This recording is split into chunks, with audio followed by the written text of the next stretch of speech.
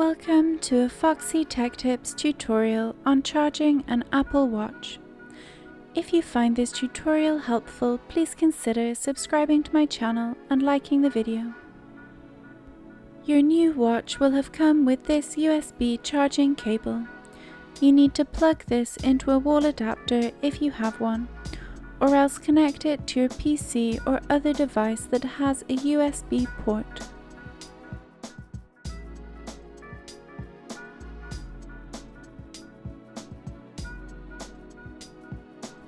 Once it's connected, you can charge your watch by placing the bottom of the watch onto the circular part of the charger.